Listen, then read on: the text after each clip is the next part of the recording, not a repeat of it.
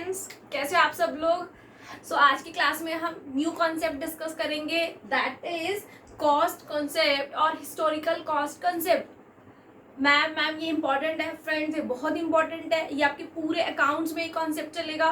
आप क्लास को एंड तक देखिएगा। मैं क्लास के एंड में आपको एक क्रक्स पॉइंट बताऊंगी इस कॉस्ट कॉन्सेप्ट का। Perfect friends. अब आप मेरे से पूछेंगे मैम ये कॉस्ट कॉन्सेप्ट क्या कहता है, इसको आप इजी लैंग्वेज में बताओ, इजी में समझना है। चलो स्टार्ट करते हैं। कॉस्ट कंसेप्ट बेसिकली फ्रेंड्स, जैसे कि मैंने सपोज कोई गुड्स खरीदी। अब आप बोलोगे मैंने कोई एसेट्स खरीदी। Assets ma'am AC, machinery, plant, building. Okay, बहुत सही, आपको सब याद हो गया है। कहाँ से लर्न किया मैम? आपका बेसिक अकाउंटिंग टर्म्स वाला चैप्टर देखा था। परफेक्ट।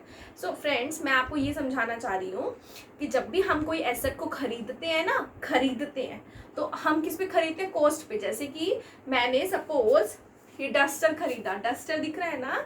मैंने डस्टर खरीदा ₹50 या ₹40। मैंने मान लीजिए मैंने ₹40 का एक डस्टर खरीदा, तो मेरे लिए इस डस्टर की कॉस्ट कितनी है मैम? ₹40। तो आपको आता तो है पहले से। कॉस्ट कॉन्सेप्ट सिंपली हमको एक पॉइंट समझाता है सबसे पहले कि हम लोगों को हमेशा एसेट्स को ऑलवेज कॉस्ट पे कंसीडर करना है। ओके, ये पॉइंट आपको आता है समझ। तो मतलब मैं एक बार आपको थोड़ा सा समझाती हूँ, फिर एग्जांपल बना के इसे ट्रांसलेट करूंगी। सबसे पहले मैंने क्या लिखा, हम चैप्टर डिस्कस कर रहे हैं अकाउंटिंग प्रिंसिपल। कॉस्ट कॉन्सेप्ट और हिस्टोरिकल कॉस्ट कॉन्सेप्ट हमारी क्लास का आज का टॉपिक है। फर्स्ट पॉइंट क्या डिस्कस हो रहा है कि asset is recorded in the books of accounts at the price at which it was acquired. It means हम अपनी किताबों के अंदर किसी भी एसेट की वैल्यू को कौन सी वैल्यू दिखाएंगे? जिसपे हमने खरीदा है। बस आपको ये पॉइंट याद रखना है, जिसपे हमने खरीदा है। तो मतलब जिस चीज पे हमने क्या किया है, जो एसेट हमने बेसिकली क्या की है, एक्वायर करी है। ठीक है, asset is recorded in the books of accounts at the price at which it was acquired. जिस प्राइस पे हमने उसको परचेज किया है।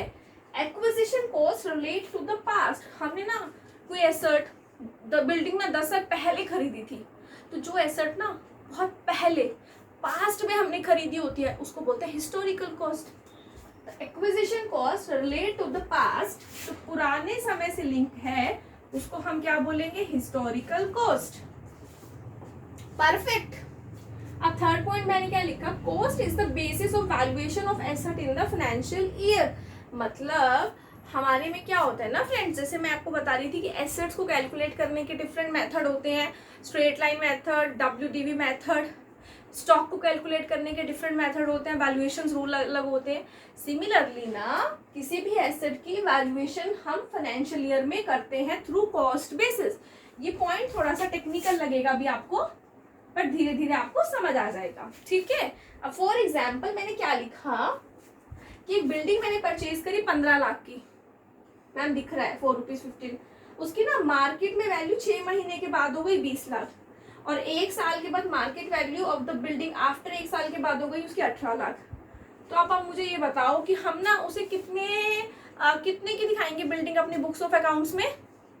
मैम बिल्कुल सही बताना बच्चों, मैंने एक लाइन स्टार्टिंग में बोली थी, जितने में हमने, सुननी ना मुझे, जितने में हमने खरीदा है।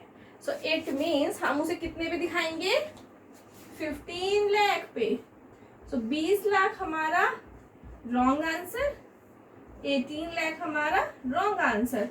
हमारा परफेक्ट आंसर क्या है? 15 लाख रुपए। ठीक है। अब मैं आपको एक पॉइंट और समझाऊंगी। आप एक काम करो, इसको यहाँ तक नोट कर लो, मैं साइड हो जाती हूँ। मैं ऊपर वाला रब करके एक लास्ट एग्जांपल एक और ट्रांसलेट करूंगी आपको। लो मैं साइड हो जाती हूँ, आप नोट कर लो एक बार इसे।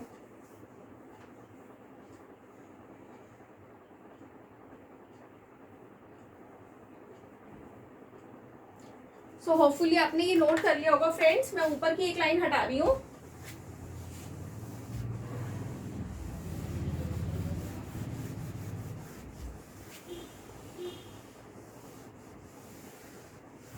ठीक है, यहीं पे मैं आपको समझा देती हूँ। एक बात आपको और याद रखनी है, हमेशा जब भी हम लोग बुक्स ऑफ अकाउंट्स बनाते हैं ना, उस टाइम पे जो भी एसेट हम खरीदते हैं, ये तो हमने सीख लिया पहली बात कि हमें दिखाने किस पे, कॉस्ट पे। दूसरी बात, समय के अनुसार ना उसकी वैल्यू क्या होगी, घटेगी ना, ठीक है ना, डेप्रिशिएट होगी ना, तो हमें अपनी बुक्स में डेप्रिशिएट करके उसकी वैल्यू को शो करना है, ठीक है। यहाँ लिख देती हूँ। फर्स्ट पॉइंट हमने लर्न किया कि हमें कॉस्ट वैल्यू दिखानी है या वर्सेस मार्केट वैल्यू। तो सही आंसर हमारा क्या है मैम, कॉस्ट वैल्यू। मार्केट से हमें कोई लेना देना नहीं है, ये सही आंसर है आपका, और मार्केट वैल्यू हमारा गलत आंसर।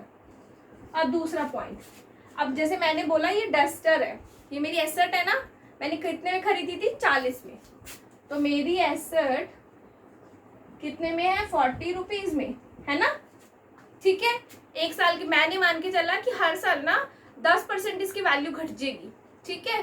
तो अगले साल में, मतलब ये अगर 2020 है, तो नेक्स्ट ईयर जब 2021 होगा, तो मैं इसकी अपनी बुक्स में कितनी वैल्यू दिखाऊंगी, मतलब मैंने कहा 40 रुपए की मेरा डस्टर है और 10% इसकी वैल्यू घट जाएगी, ठीक है। तो 40 रुपए का 10% कितना होता है, कैलकुलेट करो, 4 रुपए होता है, इट मीन्स 4 रुपीज। तो मतलब मैं अपनी बुक्स में कितनी वैल्यू दिखाऊंगी, 36 रुपीज। समझ आया आपको? मैं आपको सिर्फ इतना समझाया, छोटा सा एग्जांपल एक डस्टर का लेके, कि हमेशा ना हमें अपनी किताबों के अंदर वैल्यू को डेप्रिशिएट करके दिखाना होता है, जैसे जैसे उसकी वैल्यू कम होती है। अब आप पूछोगे मैम आपने तो 10% लिया है, तो क्या फिर हर एक एसेट का 10% लेते हैं डेप्रिसिएशन? नहीं, अलग अलग होता है वो। अब डेप्रिसिएशन का जब चैप्टर में आपको पढ़ाऊंगी ना, तब आप उसे लर्न कर लेंगे, ठीक है। So thank you so much guys for listening me, मुझे सुनने के लिए बहुत बहुत शुक्रिया आपका। अगर आपको मेरी वीडियोस बहुत पसंद आ रही है गाइज, चैनल को सब्सक्राइब करना, बहुत प्यार देना, वीडियोस को लाइक करना। Thank you so much.